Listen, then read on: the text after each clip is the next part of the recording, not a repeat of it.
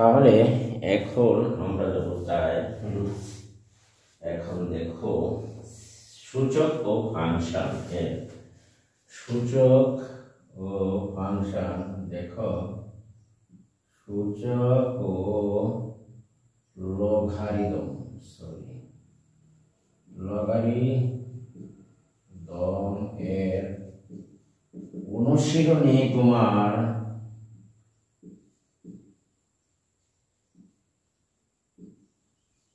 4.1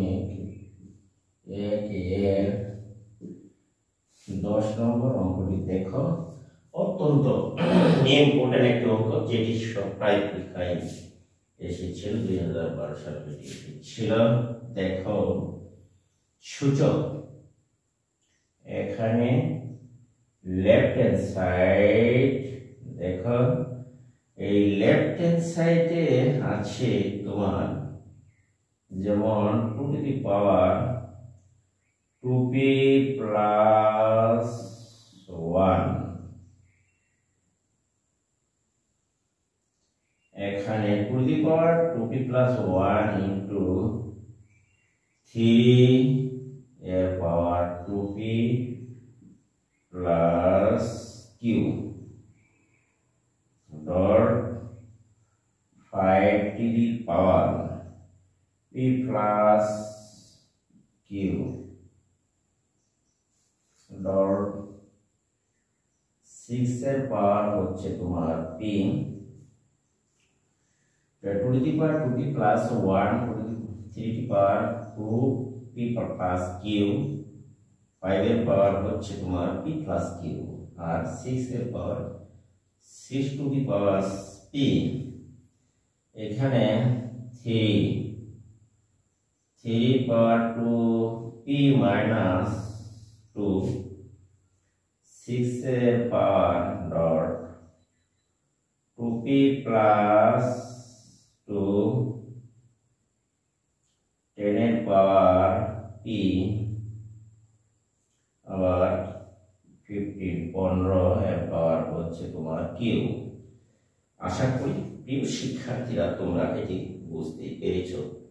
3 পাওয়ার 2p minus 2, 6 এর power হচ্ছে তোমার 2p প্লাস 2, 10 এর পাওয়ার p, আর 15 এর পাওয়ার হচ্ছে q। এখন এই অঙ্কটি লেফট হ্যান্ড সাইড আমরা দেখি, সমাধান করি যে লেফট হ্যান্ড সাইড সমান রাইট হ্যান্ড সাইড। এখন আমরা এগুলিকে মৌলিক উৎপাদক হিসাবে প্রকাশ করি। 1 ডট 3 দেখো 2p, এখানে লেখা যায় 2p প্লাস q ডট 5 এর উপর আছে p প্লাস q ডট, এটিকে উৎপাদক হিসাবে যদি লেখো 3 দুগুণে 6, এর উপরে আমরা লিখতে পারি p। আশা করি তোমরা এটি বুঝতে পেরেছ। এখানে আছে তোমার 3, দেখো p মাইনাস 2, আর এটিকে আমরা উৎপাদক হিসাবে লিখতে পারি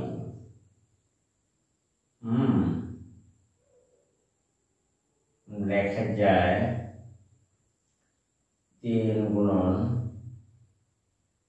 2, এর উপরে হচ্ছে তোমার 2p প্লাস 2,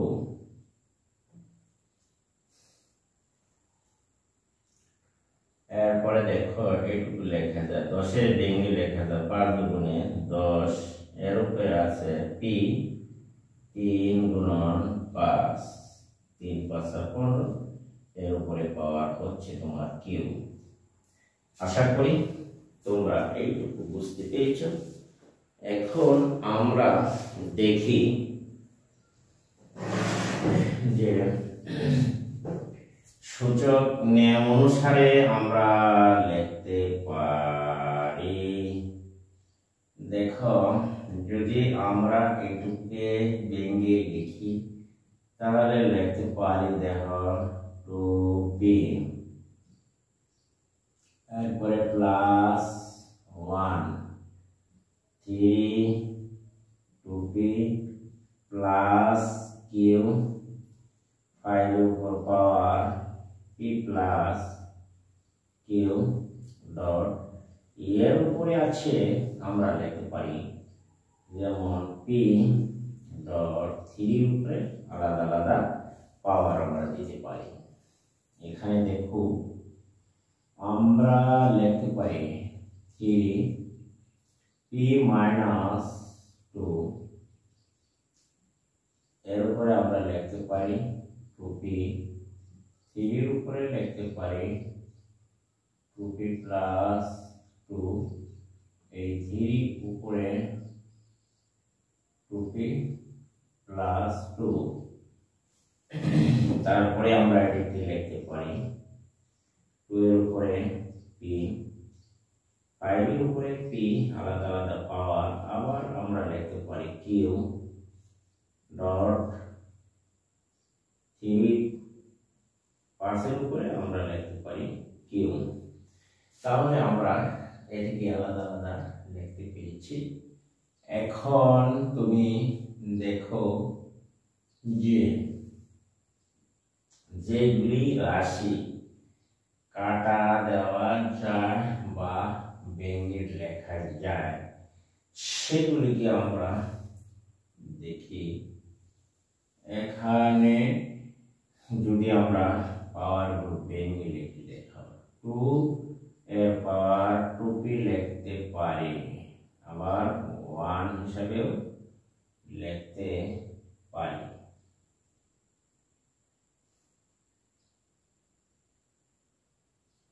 এখানে এটি পাওয়ার 1 দিলে দিতেও পারো, না 2 থাক 3 পাওয়ার আমরা লিখতে পারি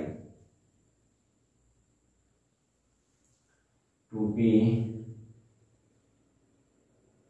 দেখো 3 পাওয়ার আবার q 2p প্লাস q, তাহলে 3 পাওয়ার q হিসেবে লিখতে পারি।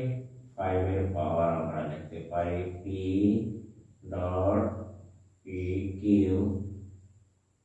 এখানে আমরা লিখতে পারি p 3 পাওয়ার আরেকটা লিখতে পারো p। তাহলে আমরা নিচের রাশি দেখো p এটুকু লিখতে পারি, আবার p মাইনাস 2 হিসাবে লিখতে পারি। ব্যঙ্গে লিখলাম পাওয়ারগুলি, তোমরা আশা করি বুঝতে পারছো। 2 টু দি পাওয়ার 2p আমরা এটি লিখতে পারি, 2 এর উপর 2 দিতে পারি ডট 3 এর উপর আমরা 2p দিতে পারি। দেখো আবার 3 এর উপর 2 লিখতে পারি ডট 2 এর উপর p ডট 5 এর উপর p, এরপরে আমরা 3 এর উপর q আছে, 5 এর উপর এখানে q আছে, সবগুলি আমরা ব্যঙ্গে লিখছি। যেমন তুমি গুণের সময় পাওয়ার যোগ হয়, আবার আমরা 2 টু দি পাওয়ার আলাদা আলাদা গুণ হিসাবে লিখতে পারি বা লিখছি। এখন দেখো কোন কোন রাশি উপরের রাশির সাথে কাটাকাটি করা যায় সেগুলি আমরা বাদ করে দিতে পারি। যেমন 2 টু দি পাওয়ার p, এই একটা 2 to the power p, 3 two the power q, এই দেখো এখানে 3 টু দি পাওয়ার q আছে। আবার দেখো এখানে আমরা যেগুলা 3 এর উপর p, এখানে দেখো 3 এর উপর p আছে, 5 এর উপর q, এই যে দেখো এখানে একটি 5 এর উপর q আছে, তাহলে আমরা সেটি কাটা দিতে পারি। এখন দেখো 3 এর উপরে 2p, এই যে দেখো 3 এর উপরে পাওয়ার 2p, নিচে 3 এর উপরে পাওয়ার 2p আছে, সেটি আমরা কাটা দিতে পারি। এখানে দেখো 2 টু দি পাওয়ার 2p, এখানে দেখো 2 টু দি পাওয়ার 2p, তাহলে এটিও আমরা কাটা দিতে পারি। এখন আমরা যদি দেখো, আমরা এখানে নিচে আবার ধর টু দি পাওয়ার -2 আর এখানে আছে টু দি পাওয়ার +2, এটা সাথে এটি জায়গা -2 আর হলো +2 কাটা যায়। তাহলে আমার এখানে দেখো যে